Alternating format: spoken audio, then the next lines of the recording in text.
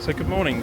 Zach, you have been our resident beekeeper here at Rougham now for a number of years. Can you give a bit of an introduction to yourself and what you do here on the Rougham Estate? Well, I'm Zach. I'm a beekeeper who started off as an amateur. I ran out of room at home around about 14 years ago and approached the estate about siting some colonies at theirs. Fast forward 14 years and I suppose we now have about 50 colonies of bees on the estate, which I manage. This, I believe, is the smoker. This is the smoker.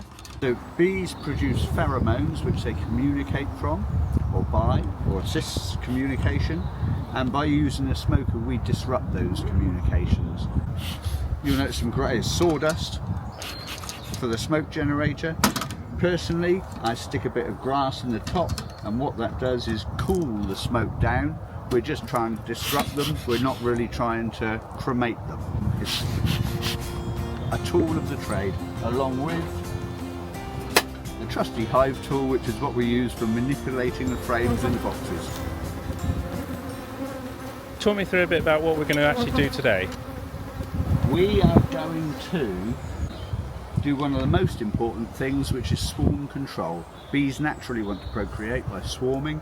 As a beekeeper, I try to control that. We try to manage the situation to ensure that, being greedy, I don't lose my workforce who are out there collecting honey, and that workforce doesn't go and take up residence somewhere where we don't really want them to be.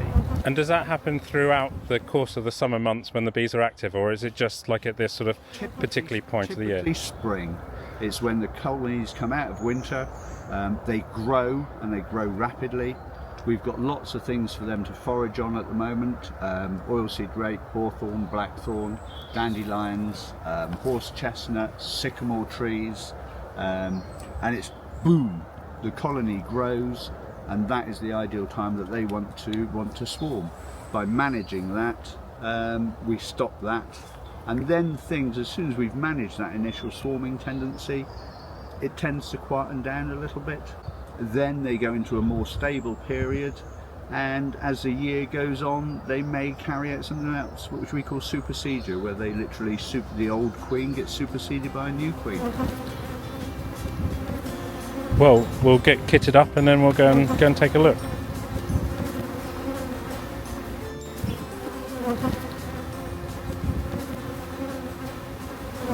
Show you what's hidden in here.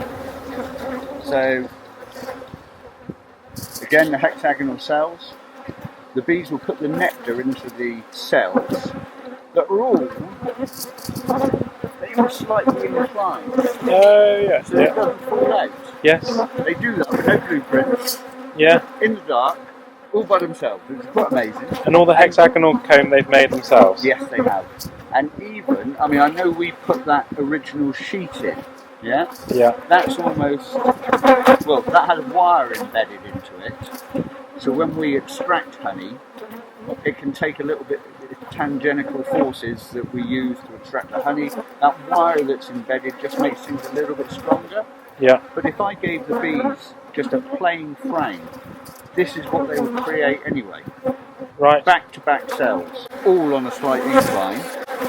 They evaporate off the moisture from the nectar on a continual type of process, adding that substance into the cells until they get to a stage where the moisture in it is under 20%, say 18%ish, and then when it's like that, it is honey.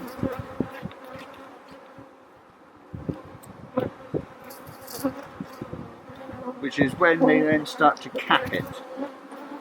So all behind these wax cappings here is in essence nectar that has had the moisture evaporated off of it to a degree that is 18-20%, maybe even less, and then it's deemed honey.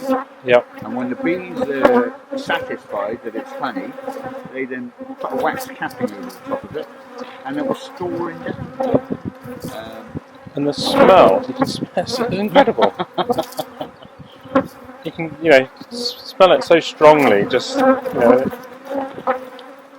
Unfortunately, after all the years of beekeeping, I've sort of got used to it, and I don't really register the smell these days, and I feel deprived.